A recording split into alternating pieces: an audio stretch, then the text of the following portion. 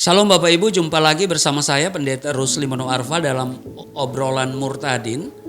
Dan kali ini saya akan menghadirkan lagi Murtadin berasal dari kota Serambi, Mekah. Ya, dia tidak lain dan tidak bukan Mr. Ali. Ya. Shalom Pak. Shalom. Ya. Jumpa lagi dengan saya Aliuddin bin Zainul Abidin. Saya dari Aceh, tepatnya di Kabupaten Pidi. Saya tadi rekan saya dari Birien, saya dari Pidi, orang Pidi kotanya Sigli. Oh, oke. Jadi asli orang Aceh. Jadi itu dari Banda Aceh berapa jauh lagi itu? Kurang lebih 2 jam. 2 jam perjalanan darat melalui 2 jam via mobil atau jalan kaki? Kendaraan. Oh, kendaraan. Ya. 2 jam kurang lebih sudah jumpa di kotanya saya, namanya Sigli. Oke, Sigli ya. Sigli. Kena tsunami kemarin. Kena tsunami, ratusan orang mati di Sigli. 2004 itu ya. Iya. Oke. Jadi saya juga turut berduka cita walaupun udah lama ya. Nah, perkenalan saya sama Ali ini, Mr. Ali, ya saya lebih ringan mengucapkan Mr. Ali ya. Iya, karena Aliuddin, aduh.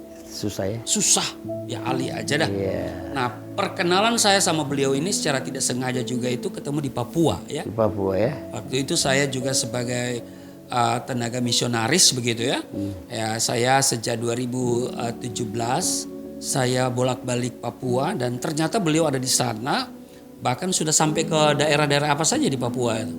Di Papua saya sudah habis Sorong, Jayapura, Yaukimo, Biak, Manowari, Woropen, Merauke, lembah, gunung-gunung. Saya tinggal di Honai, bahkan Papua Nugini, Muntagen, Hagen, Tari, Mindi, Le, dekat Portsmouth. Hafal sudah ya? Iya, 10 provinsi saya kuasai untuk Papua Nugini. Iya. Kalau Papua Indonesia benar-benar habis. Iya ya. Ya, Oke. saya kuasai Papua. Nah, jadi menarik dengan beliau ini. Beliau ini adalah seorang yang sangat bersemangat di dalam ladang Tuhan, dalam misi pekabaran Injil. Dan tentu kita tahu bahwa beliau adalah asli Aceh dan sebagai warga Aceh itu haram hukumnya untuk memeluk agama lain selain Islam. Ya? Bukan begitu? Ya, jadi kapan Bapak itu bisa keluar dari Islam? Saya tahun 1992 tepatnya. Jadi kurang lebih sudah hampir 30 tahun saya mengimani, mempercayai Yesus sebagai Tuhan dan Juru Selamat dalam hidup saya. Luar biasa ya. Dan waktu itu masih bujang, single ya? Masih bujang ya. Nah, ada sesuatu yang terjadi kah?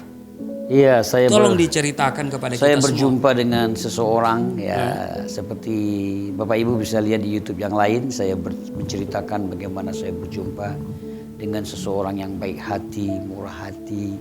Yang tadinya saya curiga, jangan-jangan orang ini ingin mengkristenkan saya, ingin mempengaruhi saya. Curiga saya sangat besar. Kenapa? Karena dia baik. Lihat orang baik aja saya mulai curiga. Karena saya ketahui dia agamanya Kristen gitu. Jadi kalau Kristen itu pasti baik ya? Baik, atau gimana? Ya. Atau selama ini pernah ketemu dengan orang Kristen yang tidak baik? Banyak sekali. Banyak juga Banyak sekali. Tapi kok kenapa ketemu orang ini kok baik, Anda curiga dia Kristen? Karena saya tahu dia Kristen, saya tidak suka dengan agamanya. Dan dia berbuat baik kepada saya. Semakin saya curiga kan, jangan-jangan waspadalah. Dia ini ingin mengkristenkan saya begitu. Jangan-jangan dia ingin mempengaruhi saya. Tetapi banyak waktu saya habiskan. Itu di mana? Di kota di mana? Bandung, di Bandung ya, bukan di Aceh. Bukan di Aceh. Kalau di Aceh sudah innalillahi itu ya. Di kota Bandung saya berjumpa dengan teman ini ya. Saya lihat memang hidupnya baik, luar biasa. Ya, karena banyak waktu mengikuti minggu dan bulan, memang saya lihat orang ini baik, suka berdoa. Tapi kok kenapa lihat orang baik kok jadi Kristen kan? Tadinya saya kan bukan Kristen. Saya lihat dia baik, memang dia orang Kristen.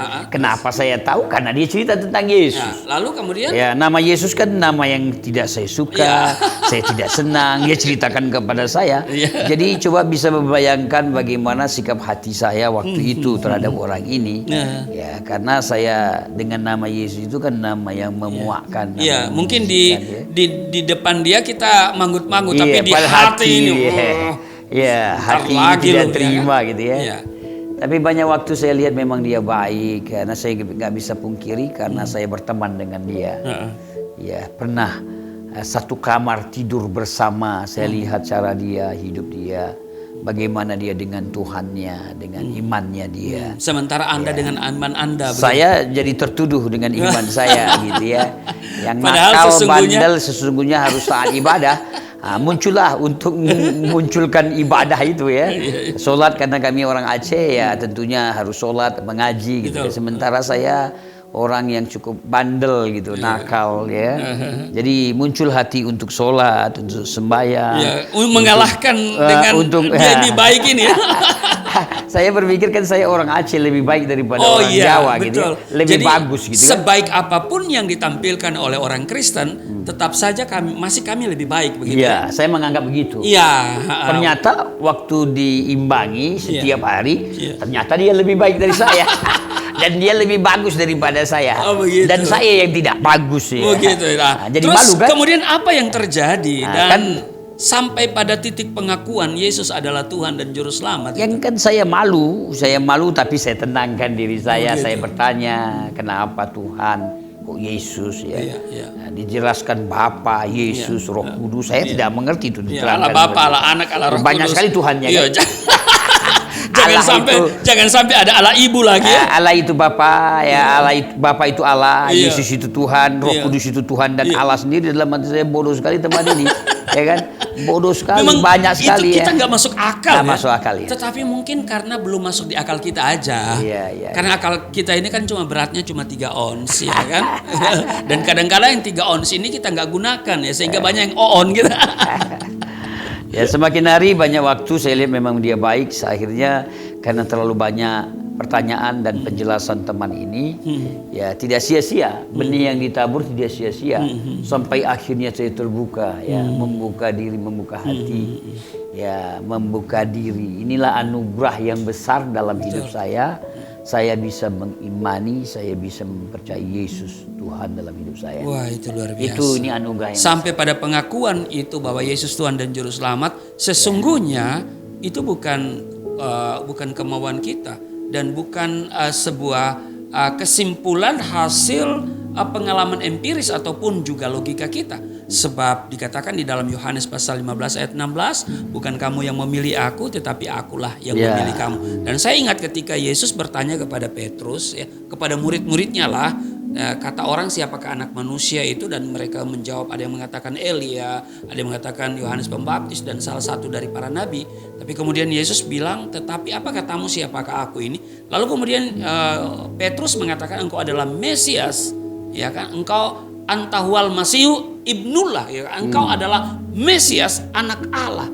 Ya. Dan itu Yesus katakan bukan manusia yang menyatakan itu, tetapi Bapakku yang di surga. Jadi ilham. Nah, jadi tiba pada titik itu adalah ilham. Ya, ilham. Dapat ilham atau petunjuk. Ya. Mengalami perjumpaan langsung. Iya, itu yang dan apa yang terjadi sesudah itu? Ya, dengan yang terjadi seperti saya dapat melihat diri saya terus secara pribadi setiap hari, setiap waktu. Ternyata saya penuh kelemahan. Saya condong jatuh dalam dosa. Saya selalu berbuat dosa. Ya, jadi saya butuh Tuhan. Betul.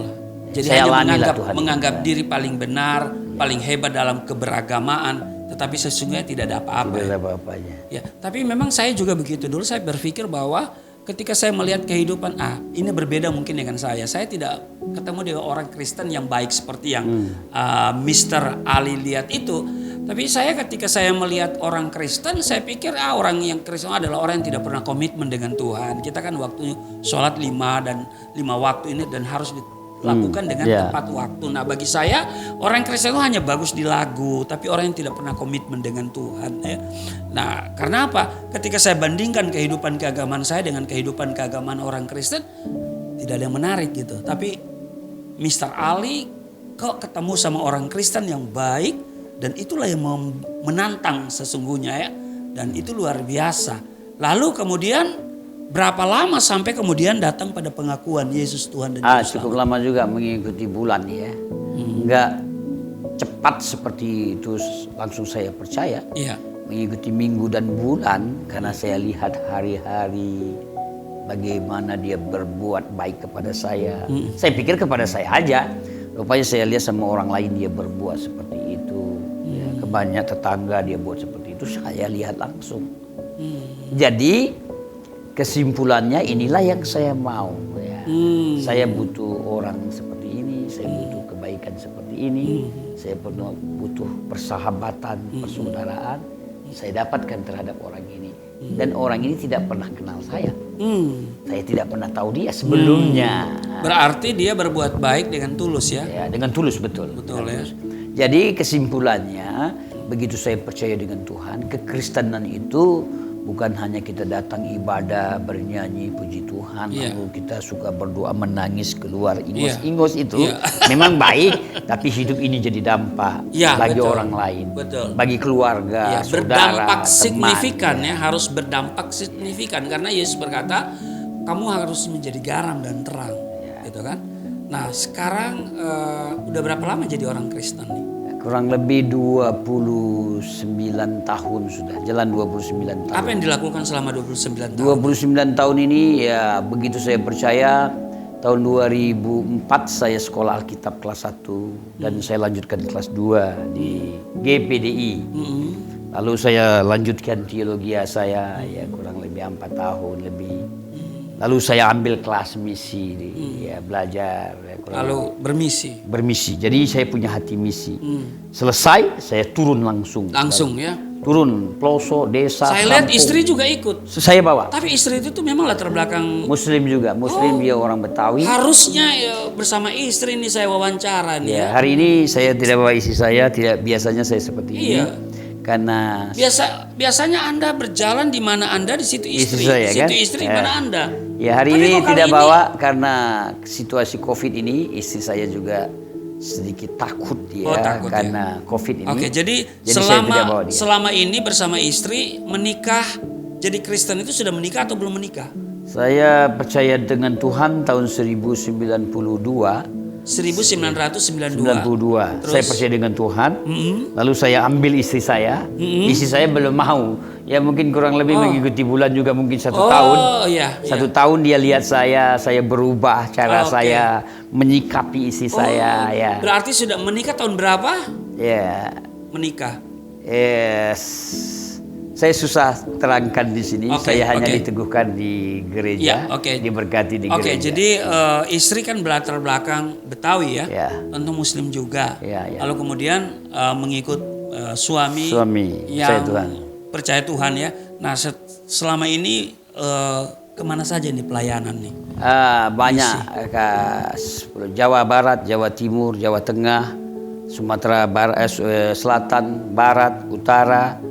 Kalimantan Barat, Kalimantan Timur, Kalimantan Tengah, Kalimantan Utara, Papua, seperti saya terangkan tadi mulai Sorong, Jayapura, Yaukimo, Biak, Manowari, Ambon, Seram, Pulau Buru, Tual, Namrole, Tidore, Ternate, hampir seluruh Indonesia saya jalani, seluruh Indonesia. Dari Sabang sampai Merauke Timur, Dili Timur, sampai ke Dili saya jalani. Ya, apalagi Sulawesi Barat, Sulawesi Tengah. Ini tadi dihubungi lagi dengan teman untuk masuk ke Sulawesi Tengah. Mereka meminta saya sampai ke Toraja, Sangir, Siau, Tagulandang, Tahuna, Talaut. Seluruh Indonesia, pelosok, desa, kampung, tidak stop, tidak berhenti. Ini baru pulang kurang lebih 3 minggu di Sumatera, di banyak tempat di Sumatera Utara ya, Medan dan sekitarnya, Sidikalang ya. Cukup banyak ini, tidak putus ya, tidak berhenti. Ya, masuk Malaysia Barat, Malaysia Timur, Thailand, Bangkok, Taiwan, Manila, Filipina ya, sampai ke Los Angeles, Texas, Iowa, Kansas, Dallas, California. Saya keliling tidak habis-habisnya, tidak stop-stopnya sampai saat hari ini. Ya, cuman karena corona ini masih kira-kira membatasi ya ruang geraknya. Tidak juga. Mulai corona saya sudah masuk di Malang, Batam, Medan, Aceh. Corona. Corona. Saya justru tidak berani ke Jakarta, saya ke Bali. Di Bali saya ke Manado, Sangir, ke Manado. Jadi tidak berhenti. Nah, tidak membatasi corona ini. Belum lagi live streaming, belum lagi dari YouTube. Nah, saya lihat Pak Ali itu ya, Mr. Ali ini ya, begitu bersemangat dalam misi penginjilan ya untuk memberitakan Yesus. ya. Apa sesungguhnya yang ada dalam hati, dalam pikiran?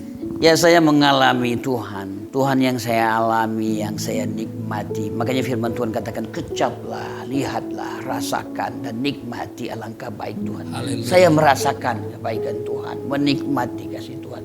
Saya rindu yang saya nikmati ini saya akan tularkan, saya akan bagi ke semua orang. Nah, makanya ada istilah saya, beritakan kabar baik, kabar sukacita kapanpun, dimanapun, situasi apapun, keadaan apapun, suka duka tetap dibagikan. Nah, saya membagikannya tidak berhenti-henti, tidak henti-hentinya.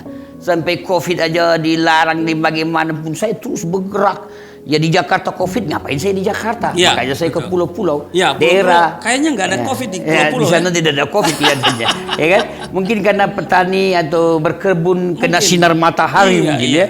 Jadi corona juga takut. Bisa jadi. Corona jadi takut. Okay. Jadi bersama istri ya pergi. Selalu bersama dengan istri. Sampai teman komplain, kenapa bawa istri? Pendeta Aliudin kenapa bawa istri? Bror kenapa bawa istri? Ya saya bawa istri, namanya istri saya daripada bawa istri orang, ya kan?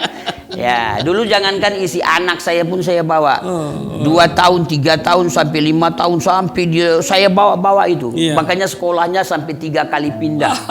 Ya, mulai Aceh, Jakarta, Bali, pindah-pindah terus sekolahnya. Tempatnya juga pindah-pindah terus. Jadi Bapak Ibu memang itulah kami ini yang dari seberang ya. Dari seberang Sungai Ciliwung ya, lalu kami sudah menyeberang ke Sungai Yordan ya, berada di sebelahnya Sungai Yordan. Kami tidak ada hari tanpa memberitakan Injil, sebab seperti Rasul Paulus katakan, bagiku hidup untuk Kristus. Amen. Dan mati itu untung, dan celakalah aku jika aku tidak memberitakan Injil. Amen. Kenapa? Karena kalau ditanyakan kepada saya, kepada kita semua, nah kenapa Anda begitu bersemangat memberitakan Injil?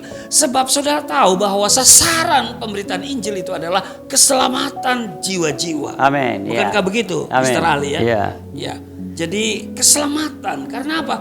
Banyak orang butuh diselamatkan ya. Semua orang butuh masuk surga. Semua orang butuh diselamatkan. Tetapi untuk masuk surga, diselamatkan dan masuk surga, tidak boleh tidak, hanya ada satu pribadi. Siapa dia? Yesus Kristus. Dia adalah Tuhan dan Juru Selamat ya. Dan di luar Dia tidak ada jaminan keselamatan. Nah, Pak Ali, apakah dalam memberitakan Injil itu tantangan, suka duka, apa bisa diceritakan? Ya banyak ya. Contohnya kemarin aja, ini kemarin baru beberapa hari dan beberapa minggu yang lalu ya. Ya kadang perjalanannya cukup ekstrim, hujan kayak badai gitu ya. Longsor yang sangat mengerikan. Namanya di kampung ya apa adanya, tidur apa adanya ya kan. Nah, dan kita melayanan kan kita buat sendiri, kita danain sendiri, kita atur sendiri. Sama begitu ya, semua betul. Kita buat sendiri. Betul, saya juga kita lakukan begitu, sendiri gitu ya. Betul. Jadi cari sendiri. Yang dukanya ya diteror, dibilang macam-macam ya, kata yang kotor, kata yang tidak pantas. Mereka bilang kafir, mereka bilang binatang nggak jelas gitu ya. Mengkafirkan orang, padahal kita memberitakan kabar baik. Injil itu kabar baik, kabar sukacita. Amin. Bagaimana orang salah, orang berdosa kita benahi. Orang yang cerai supaya kita satukan.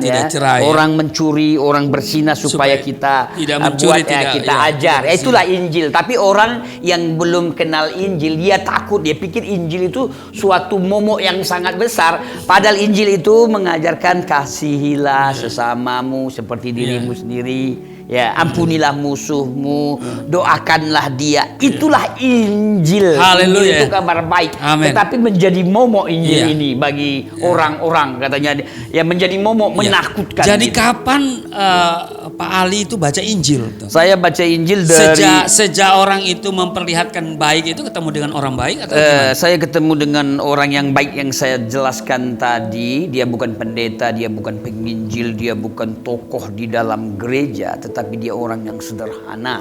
Lewat orang inilah saya coba-coba baca Injil. Saya lihat menarik juga. Pada mulanya adalah firman-firman. Aduh menarik juga. Tapi kan apakah di dalam tidak ada dalam pikiran Pak Ali bahwa Injil ini kan palsu? Oh, saya bukan berpikir Injil palsu, saya beranggap Injil ini najis. Najis. Saya tidak boleh pegang, haram gitu.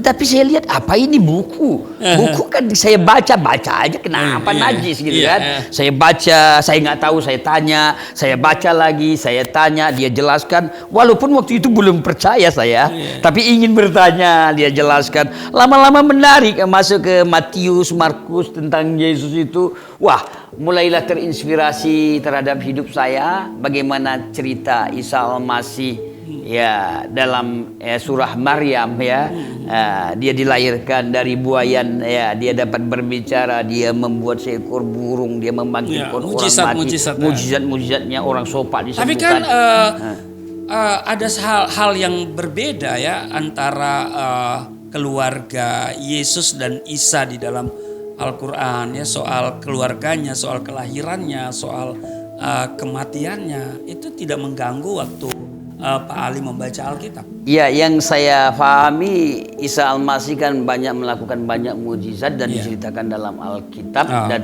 teman ini menerangkan buat saya. Jadi saya seperti combine. Jadi tidak melihat hal-hal yang beda itu, tapi melihat persamaan ya. Iya, saya hanya melihat mujizatnya itu ya. Saya tidak membandingkan dia lahir di bawah pohon kurma atau di dalam Injil dia lahir di kandang domba. Pusing saya itu. Pusing ya. Yang saya maksud teman ini menerangkan begitu sedemikian rupa, teringat saya. Di memori saya teringat, wah dia luar biasa.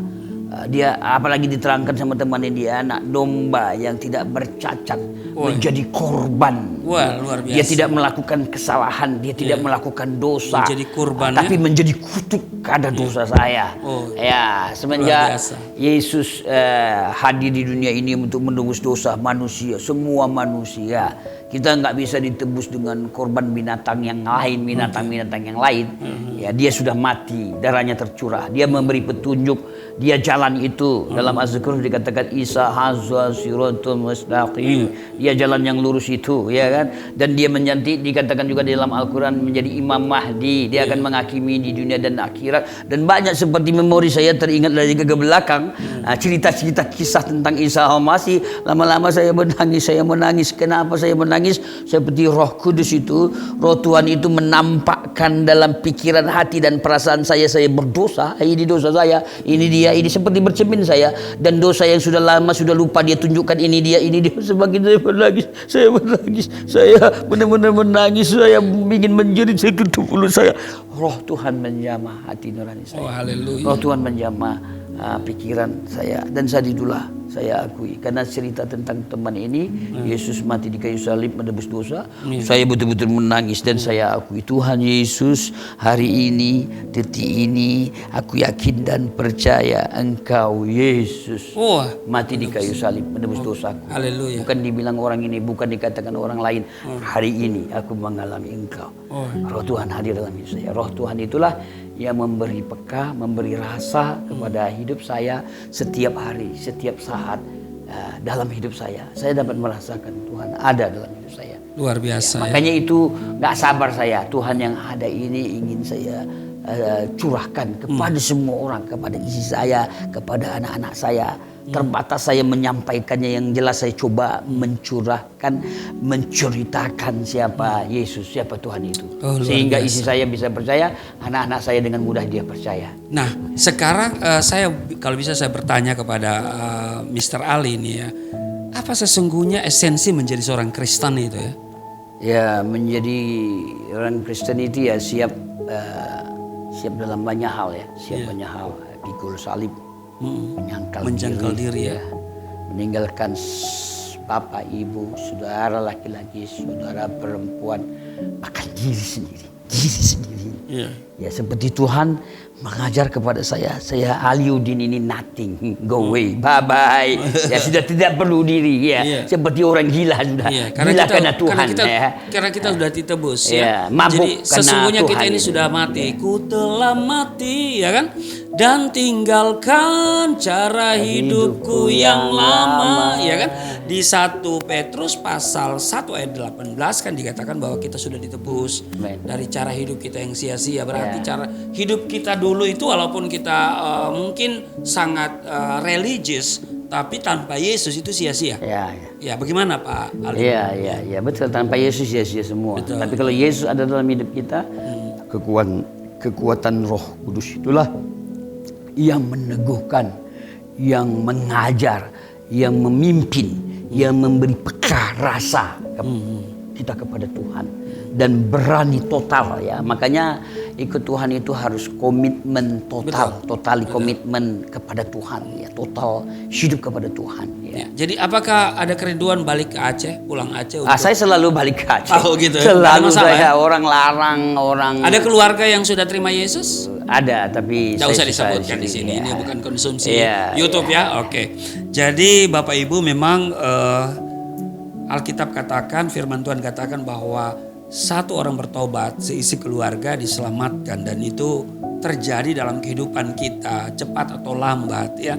Dan itu kerinduan kami bahwa bukan hanya kami yang masuk surga, tapi juga orang tua kami, saudara-saudara kami, ya, keluarga kami ingin masuk surga juga. Karena semua orang ingin masuk surga, ya kan? Ya. Tidak ada orang yang ditanya, kamu mau masuk apa? Surga apa neraka? Oh, saya mau masuk neraka deh, nggak ada kan? Ya kan? Semua pasti mau masuk surga. Dan iman Kristen mengajarkan saudara bahwa masuk surga adalah pasti. Ya, amin, amin. Ya, neraka tidak diciptakan untuk kita ya. Neraka itu diciptakan untuk iblis dan sekutunya, ya kan? Nah, karena itu biarlah kita selalu mengikuti Isa Al-Masih, mengikuti Yesus Kristus ya. Dan ini Pak Ali ini memang dia pindah-pindah. Nggak ada rumahnya nih. Kalau ditanya di mana rumahnya, dia bingung. Ya, di mana rumahnya nggak ada. Kan? Saya tidak ada rumah saya. Saya tidak tahu saya di mana. Ya.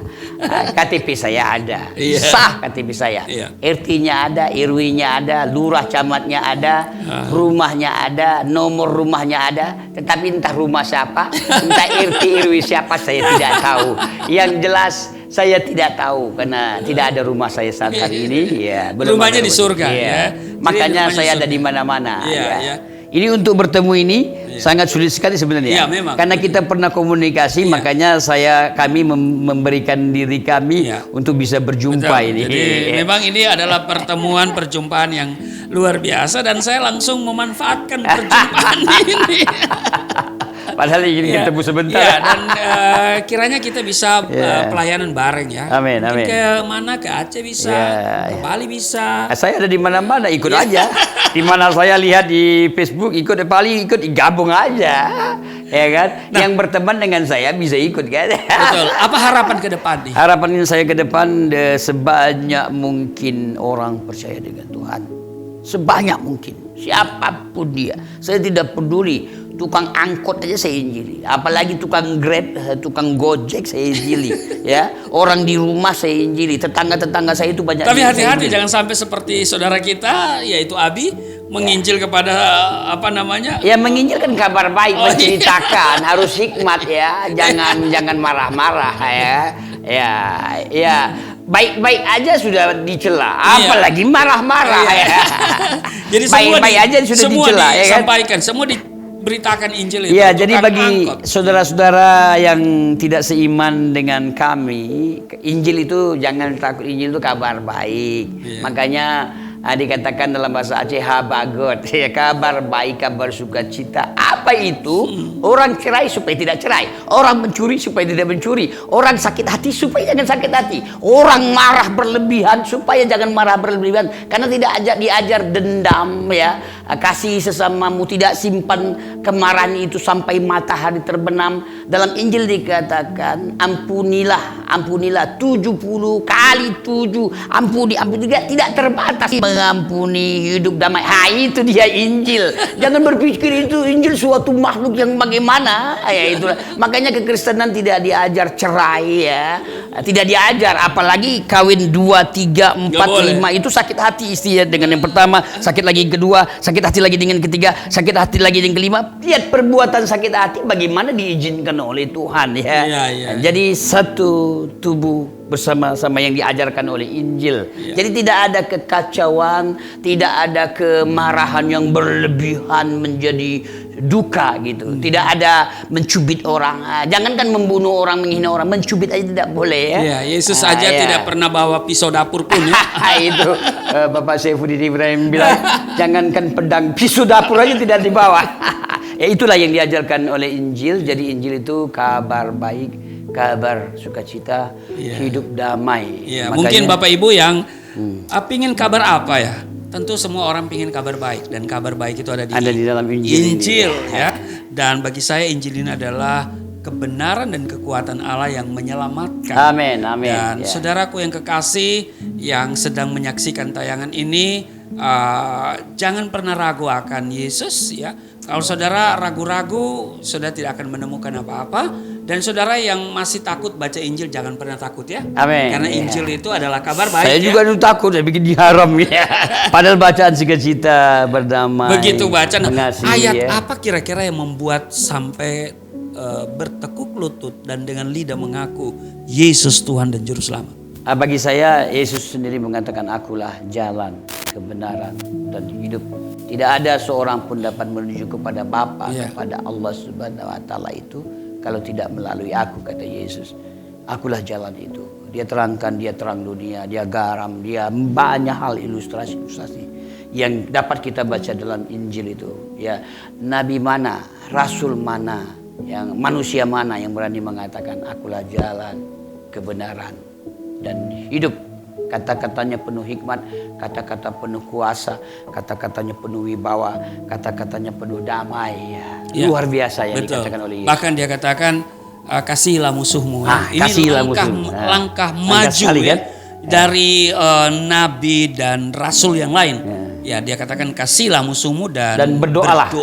Berdoalah. Ya. Buat musuh loh. Ya. Musuh kita. Ya, dia tidak berkata berdoalah untuk musuh. Kalau kita berdoa untuk musuh, ya doa kita kutuk. Musuh lu, mudah-mudahan lu cepat mati 7 turunan lu, ya kan? Tetapi yang dia utamakan adalah kasihilah musuhmu. Artinya doa yang lahir dari kasih itu pasti berkat. Ya, bukan dendam, bukan kebencian ya.